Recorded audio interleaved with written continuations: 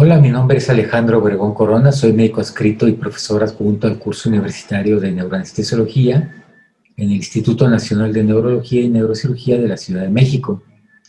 El tema que me corresponde desarrollar en los siguientes minutos es TIVA en neurocirugía. Y la pregunta que nos planteamos, ¿es la mejor opción? Eso lo vamos a ver en el transcurso de los siguientes minutos.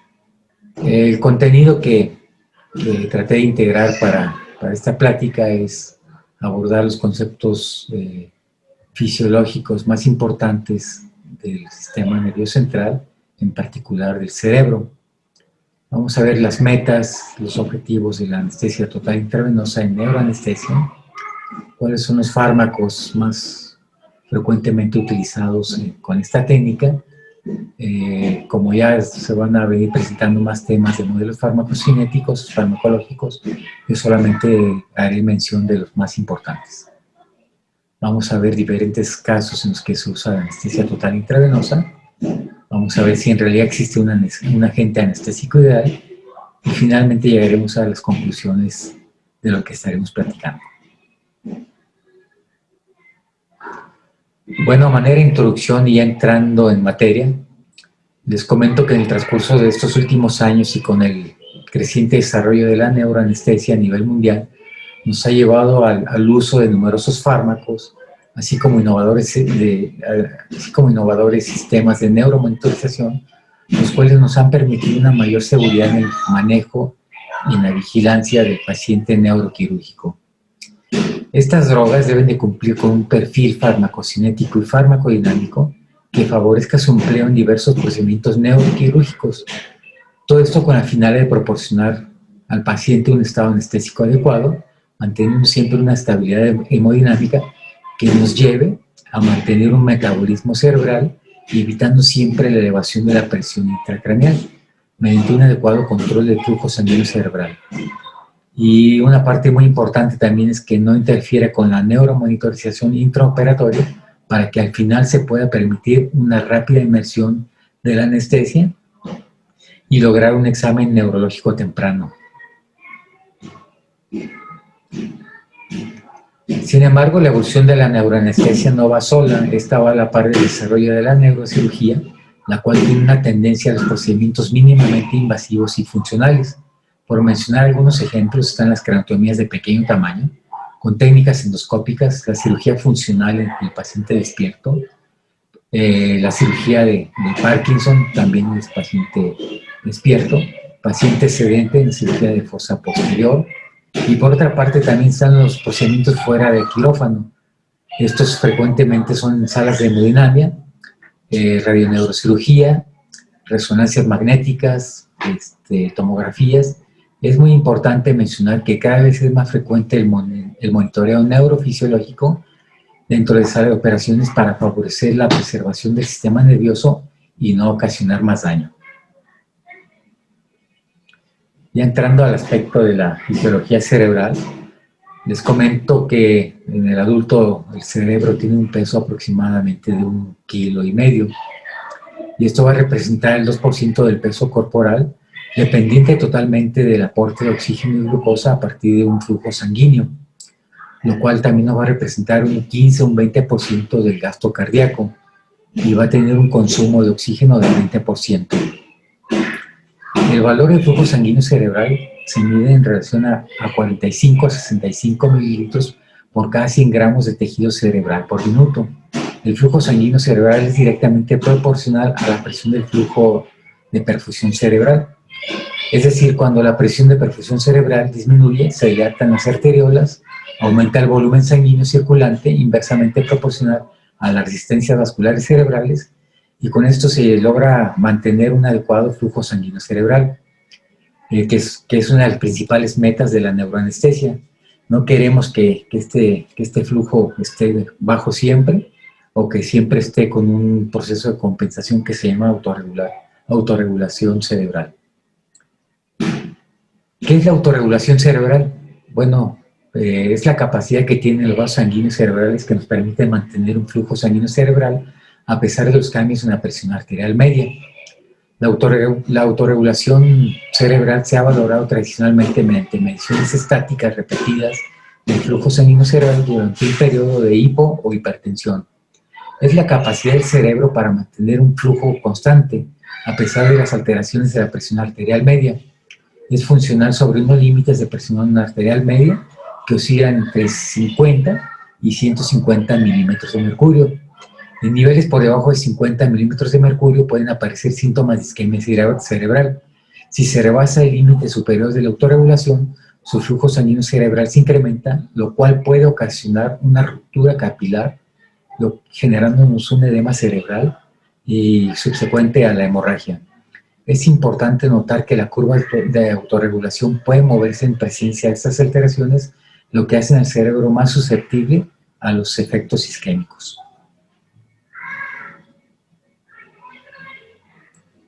Bueno, los pacientes hipertensos o los pacientes con una patología cardíaca crónica pueden tener desviada la curva de autorregulación con valores más altos, lo que no queremos por ningún motivo que ocurre con un traumatismo trauma craneoencefálico severo, o lo que puede pasar con la administración de anestésicos inhalados arriba de 1.5 cam.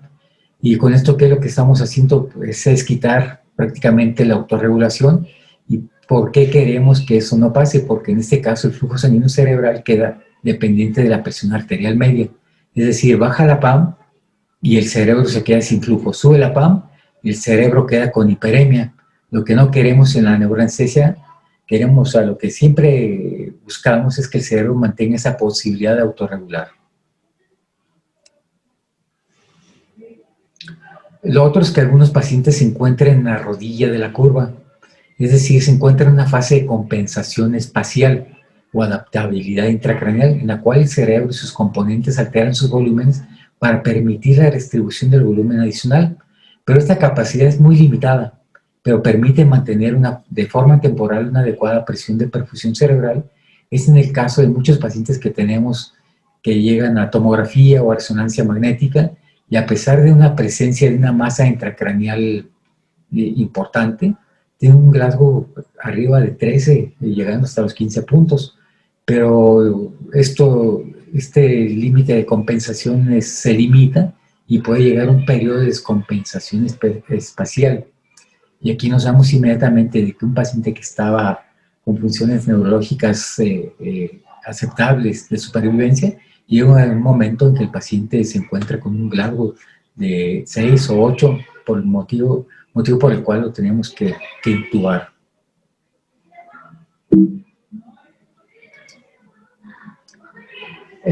Bueno, este aumento de la presión intracraneal, ¿qué quiere decir? Pues es la hipoperfusión, pero que además tenemos posibilidad de una herniación con más lesión neurológica al final. El cráneo del adulto forma un compartimiento rígido conectado al canal vertebral.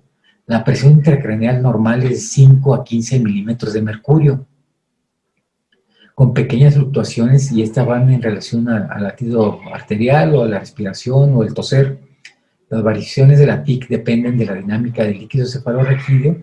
Por ejemplo, cuando se produce una obstrucción en la circulación del líquido cefalorraquídeo, como puede suceder, por ejemplo, en la obstrucción del cuarto ventrículo, en el caso de un cisticerco, la presencia de trastornos hemorrágicos por ruptura de aneurisma, presencia de tumoraciones, en fin, es una gran variedad de trastornos los que modifican la presión intracraneal.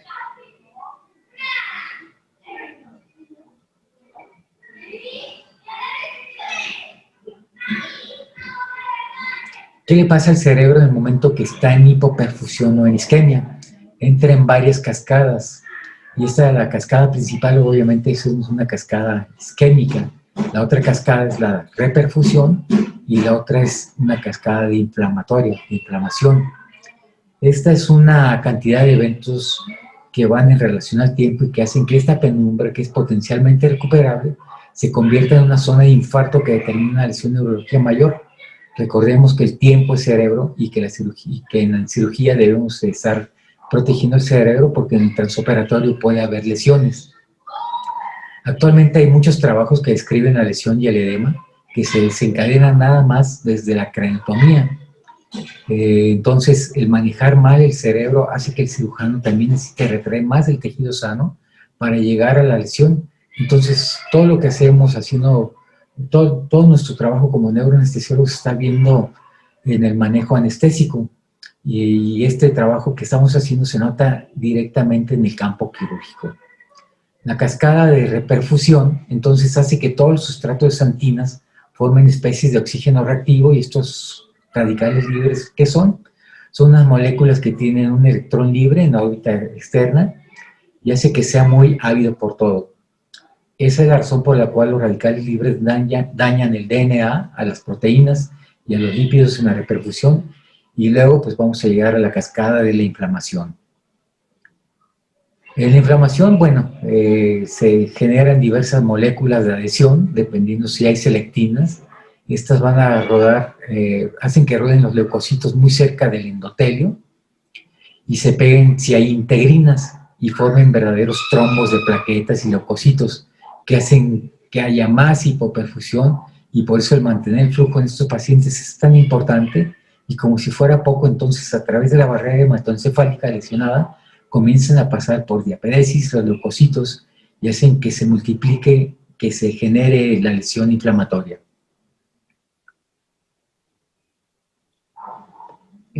Conociendo todo lo que ocurrió, toda la fisiología y fisiopatología cerebral, pues tenemos que intervenir.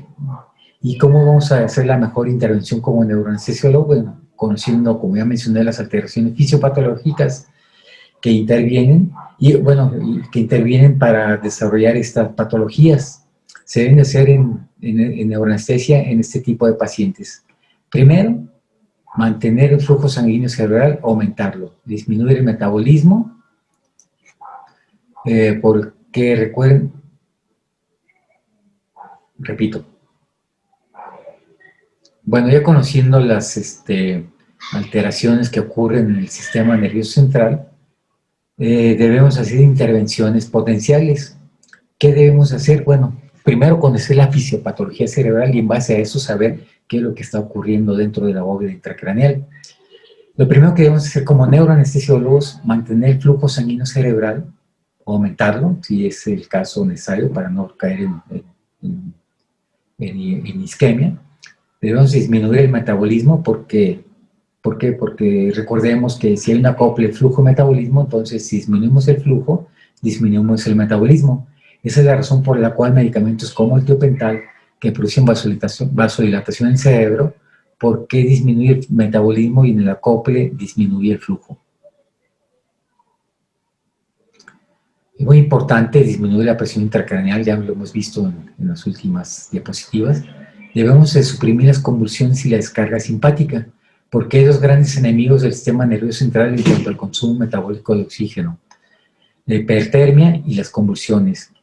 Luego, la inhibición de la excitotoxicidad, bloqueo de los canales de sodio y calcio, modular las especies de oxígeno reactivo, tratar de hacer algo sobre esta apoptosis que finalmente lo que lleva es a muerte celular.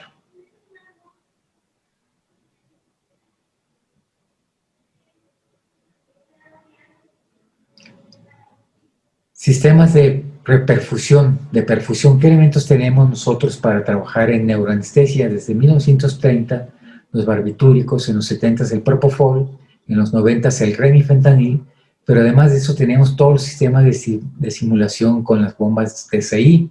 Son aquellos sistemas de infusión que simulan lo que pasa no solamente a nivel plasmático, sino a nivel del sitio efector. Todo esto basado en modelos de compartimentos farmacocinéticos que tienen en cuenta la absorción, la excreción y la distribución de medicamentos. Todo esto se llama en conjunto anestesia total intravenosa.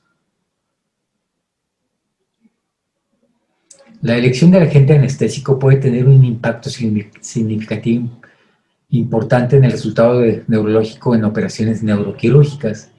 El agente anestésico ideal en neurocirugía debe tener las siguientes propiedades. Debe ser de inicio rápido. El paciente debe tener una inmersión rápida para una evaluación neurológica. Este fármaco nos debe de ofrecer una estabilidad hemodinámica y mantener una reducción de la presión intracraneal. Y el metabolismo cerebral, como ya hemos comentado también, se debe mantener estable, se debe aumentar o disminuir en relación al flujo metabólico, respectivamente. Y en este fenómeno es conocido como acoplamiento flujo-metabolismo, como el cráneo es un compartimento cerrado, cualquier aumento en el flujo sanguíneo cerebral aumentará la presión intracraneal y puede afectar directamente al cerebro.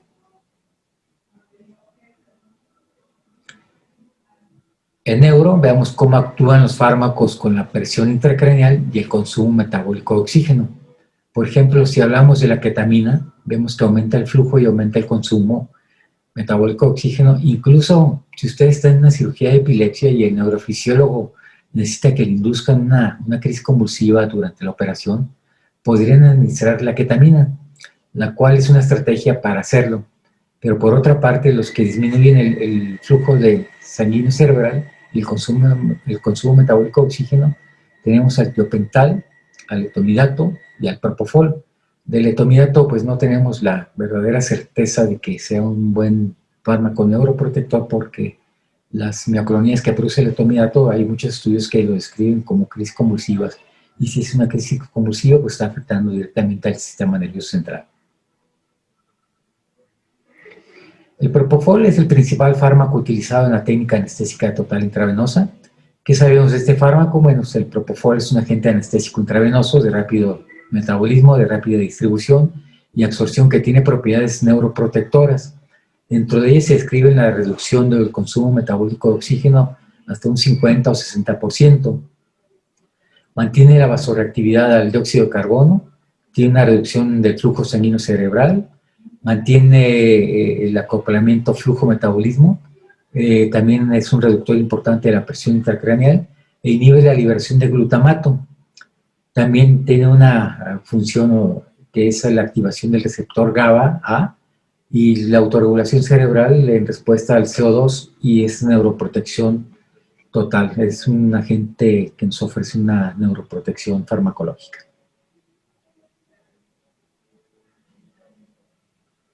Pero también es capaz de modular el edema cerebral y la presión intracraneal, manteniendo presión arterial media y presión de perfusión cerebral, siempre que el paciente esté normovolémico, porque en hipovolemia, si hacen hipotensión, hay menor flujo sanguíneo cerebral regional y menor consumo metabólico de oxígeno comparado con el sevoflurano.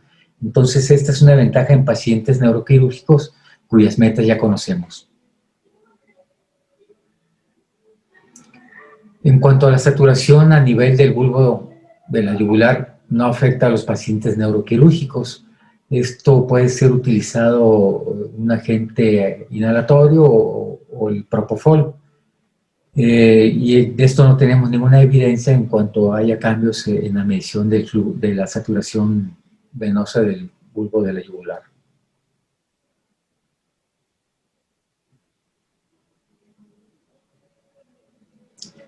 Entonces el propofol, ya quedamos que es un neuroprotector, porque tiene propiedades antioxidantes de barrido sobre peroxinitrilos, por lo que hace protección de células endoteliales a radicales libres, y esto no va a atenuar el efecto del estrés oxidativo sobre los astrocitos. ¿Por qué? Porque inhibe la nitración de proteínas inducida por polimorfonucleares y estos de los astrocitos. Es muy importante que los astrocitos inicialmente se pensaba que eran solo tejidos de sostén, pero ahora se sabe que para que la neurona sobreviva, necesita la acción continua de los astrocitos, y no solo ayudan a modular los iones, sino también reabsorben los aminoácidos excitatorios, recaptan y de esa manera protegen el sistema nervioso central. Remifentanil también es otro de los fármacos que se usa en anestesia total intravenosa. La estructura del remifentanilo es muy similar al fentanil y al sulfentanil, se basa en su fármaco original, que es el fentanilo. La diferencia crucial es la adición de un grupo ester resaltado que le permite ser rápidamente metabolizado por esterasas tisulares y plasmáticas no específicas. Las dosis altas del remifentanilo se asocia con hiperalgesia postoperatoria. Los escenarios que tenemos para el uso de la anestesia total intravenosa.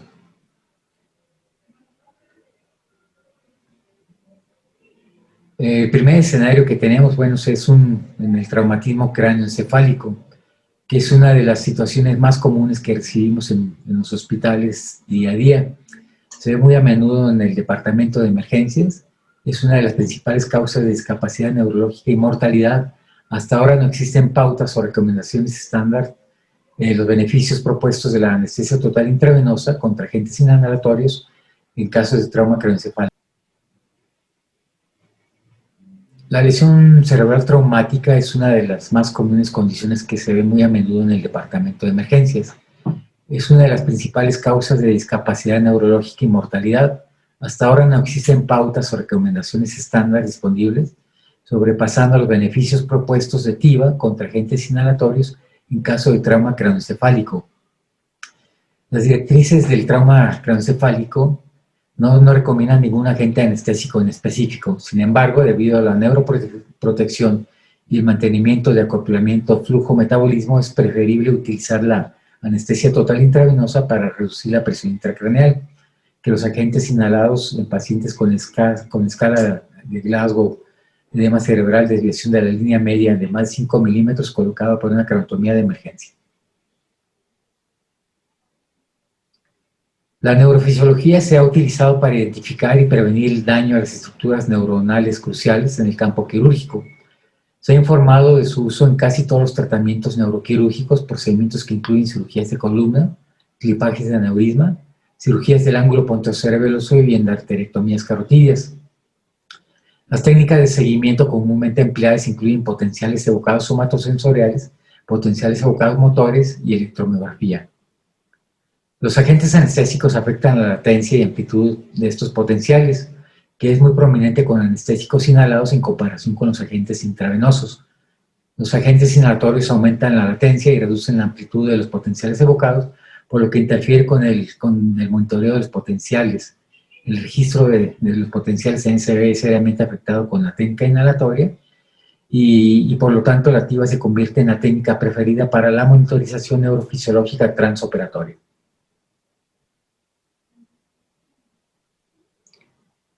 Otro de los escenarios que tenemos pues, son la colocación de los estimuladores cerebrales profundos. Esto puede ocurrir en la cirugía de Parkinson. Y pues, el manejo que hacemos es una anestesia supervisada. Es una técnica para proporcionar anestesia local junto con sedación para someter a un procedimiento terapéutico o diagnóstico ya planificado, en este caso la cirugía de Parkinson. Estos cuidados se utilizan cada vez más en neurocirugía, para paciente despierto, para estimulación cerebral profunda o para eliminar la lesión que está cerca de las estructuras vitales. Facilita el intraoperatorio y la monitorización neurofisiológica. Es de rápida recuperación postoperatoria. El propofol sigue siendo el pilar del fármaco para la sedación. Como carece de propiedad analgésica, los opioides a menudo se combinan en conjunto con el midazolam. Se administra para aliviar la ansiedad, incluso se utiliza la dexmedetomidina, y esta está ganando popularidad recientemente debido a su alta selectividad de acción. Es un agonista alfa-2 que produce sedación sin depresión respiratoria. Además, el Precedex o la dexmedetomidina tiene propiedades analgésicas que evita el uso de mayores de opioides. La craneotomía del paciente despierto se usa para revisar regiones del cerebro. Esta se lleva a cabo cuando se requiere una resección de una lesión cercana a las estructuras vitales, es decir, un área motora, un área del habla, y que requieren ser cuidados o preservados. Hay dos técnicas, comúnmente son la utilizada para una craneotomía despierto, que es paciente despierto, dormido, despierto, dormido, y otra que es despierto, despierto, despierto. El objetivo de la anestesia en esta craneotomía es proporcionar diversos estados de sedación y analgesia para asegurar un paciente óptimo, que esté cómodo, confortable, sin interrumpir la monitorización neurofisiológica y asegurar una ventilación adecuada y una permeabilidad de las vías respiratorias. El propofol y el remifentanilo en modos de infusión de TCI se utilizan comúnmente para titular los niveles de sedación con la ayuda de monitores. Esta anestesia ha ganado mucha popularidad en los últimos años. Igual la dexmedetomidina ha ganado mucha popularidad como agente anestésico para proporcionar sedación sin suprimir la respiración. Otros fármacos que se utilizan habitualmente son propofol en infusión en conjunto con el remifentanilo. En algunos otros países se utiliza la clonidina. nosotros también en algunos momentos usamos benzodiazepinas a dosis muy bajas, y sí, existen estudios que recomiendan que el TCI para administración de la anestesia total intravenosa, por seguridad, en craniotomías es muy recomendable para ofrecernos toda la garantía de que el paciente no va a tener una depresión respiratoria.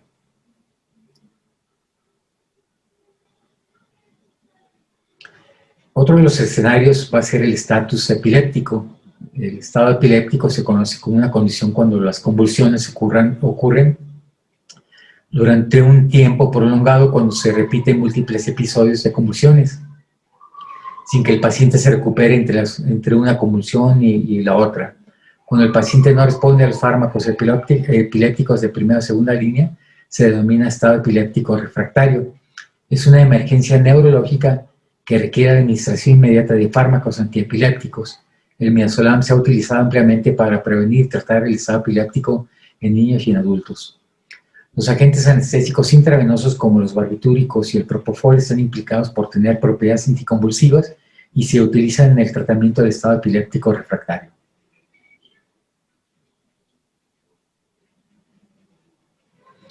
Existen diversos estudios de las complicaciones postoperatorias tempranas que ocurren posteriormente a la cirugía intracraneal, haciendo una comparación entre la TIVA y la anestesia general balanceada. El periodo de recuperación después de los procedimientos neuroquirúrgicos sigue siendo un gran peligro potencial para los pacientes. Es un estudio recopilatorio prospectivo de 162 pacientes, de los cuales 80 fueron anestesiados a base de propofol y rimifentanilo, y el resto, los 82, con sevoflurano y rimifentanilo.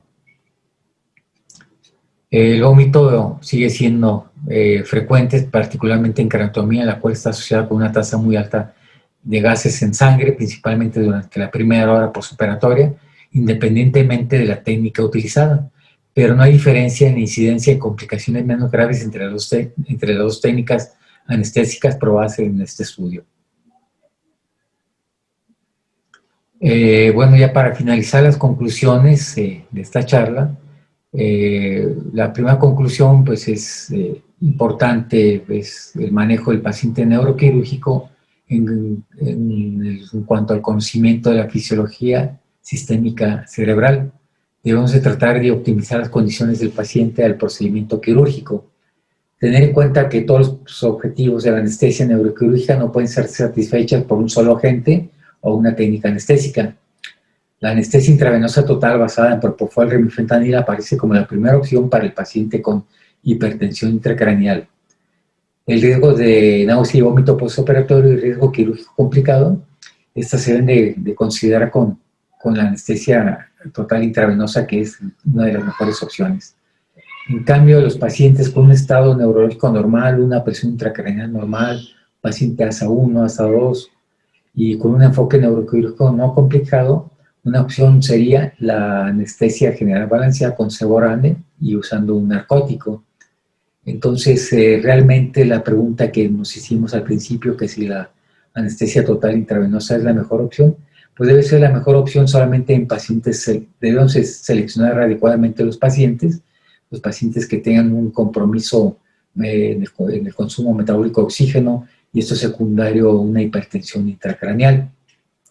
Pero como lo mencioné en estas conclusiones, un paciente ASA 1, ASA 2, que cuando va a llevar alguna técnica de neuromonitoreo especial, pues puede ser bienvenida a la anestesia general balanceada. Muchas gracias.